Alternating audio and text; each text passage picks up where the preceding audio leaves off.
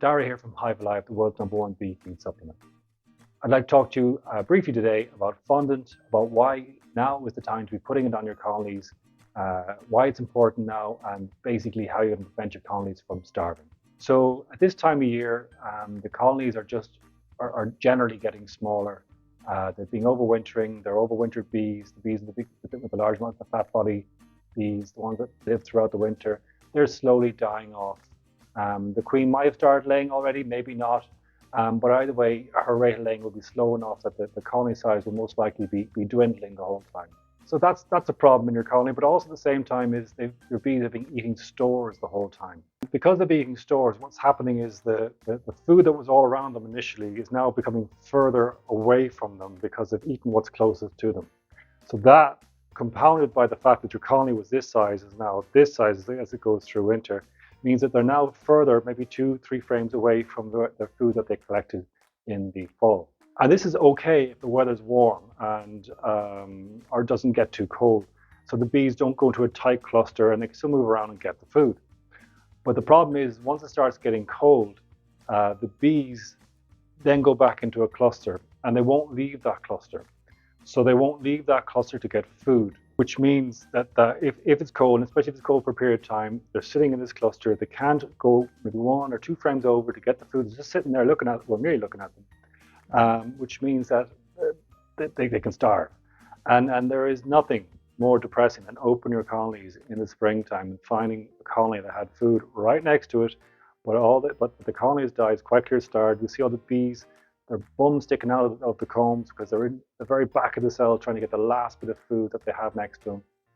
And it's a sad thing to see, and it's an unnecessary thing, and it's also a very expensive thing to happen for you because a colony is not a cheap thing to have, especially when you've nurtured over the whole year.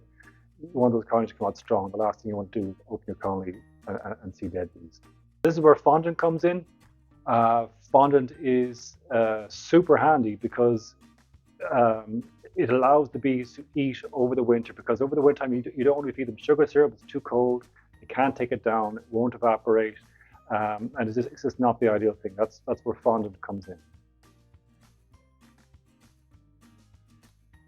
So for those who haven't used it, I'd like to introduce you to the HiveAlive Fondant Patty. This is a very unique patty that we make at HiveAlive. And it's proven extremely popular. It's been out for about 2 years now, and our biggest problem is just keeping stock of it. So it's 2.2 pounds. That's 1 kilogram. It's very thin, so it's easy to place on top of the crown board, underneath the crown board, underneath the roof. It doesn't take up too much space. It's unique in that it uses beet sugar, non-GMO beet sugar. So that's in my opinion, the best sugar to be using. Most importantly, it has HiveAlive added to it. HiveAlive Liquid, you've probably come across it already, is the #1 bee feed supplement in the world. It's sold all over the world, and it's popular. It's very popular because the fact it's the only supplement out there that's proven, scientifically proven, with published papers that show that the bees do better with HiveAlive. They perform better, they're more productive, they make more honey, they make more bees, they overwinter better, there's lower losses, and it's also proven to show that it keeps disease levels low in the colony, which is great. I mean, it's a very important thing to keep disease levels in colonies, because if they have a high disease level, another stress comes along the way. Colonies get very sick, you can lose colonies. So the whole idea is you're keeping colonies healthy long term with HiveAlive. The fondant we've also added amino acids to the fondant.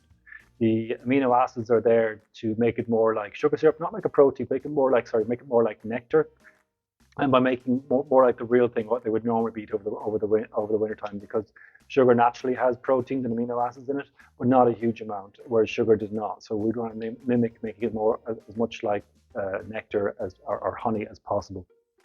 It's super easy to use. That's one of the lovely things about it.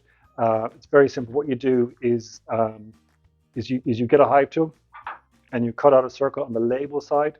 And the reason on the label side is you then pull back. So you got fondant exposed here. You put it over on top, ideally over on top of the hole on the crown or cover board.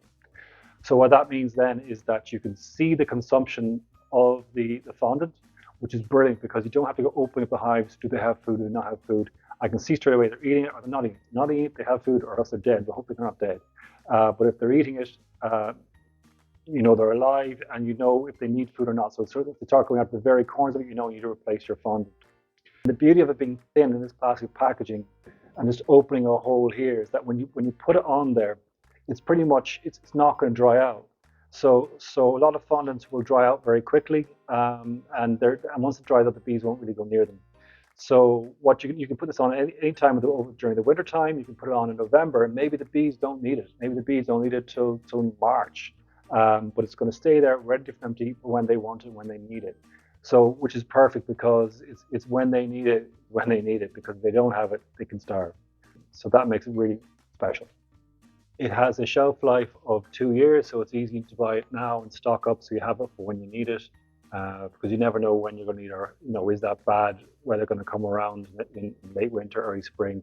That really puts the bees out and has the potential of starvation as well. HiveAlive Fondant is available in different pack sizes. There's a pack of 6 and there is a pack of 15.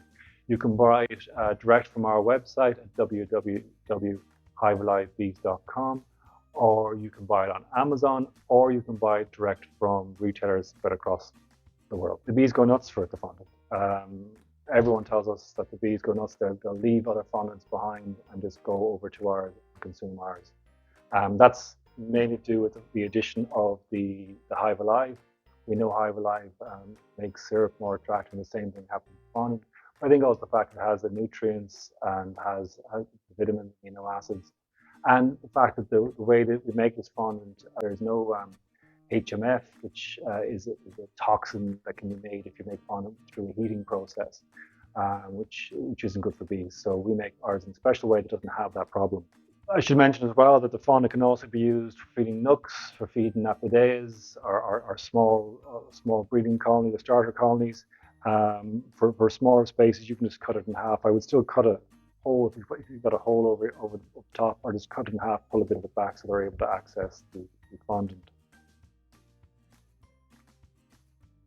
We get asked a lot how much fondant to feed, and unfortunately it's not a simple answer. It really depends on what they need. If your bees have loads of stores, they probably won't need that much, and I would just be having it on just to make sure that they don't run out of food, or the food doesn't get too far away from them. The beauty of this is because the hole that you're putting in this and goes over the whole in the center of the colony, it's right over the colony.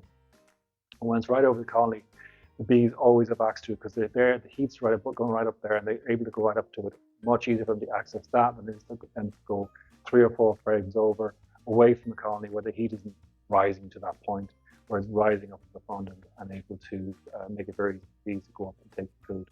How much to feed? So it really depends on how much they're taking. If you're putting the fondant early and like before Christmas, and they're taking it down, you might go through 1 or 2. If you're putting it on later as an emergency feed, then probably would just go through 1, maybe 2 at the most.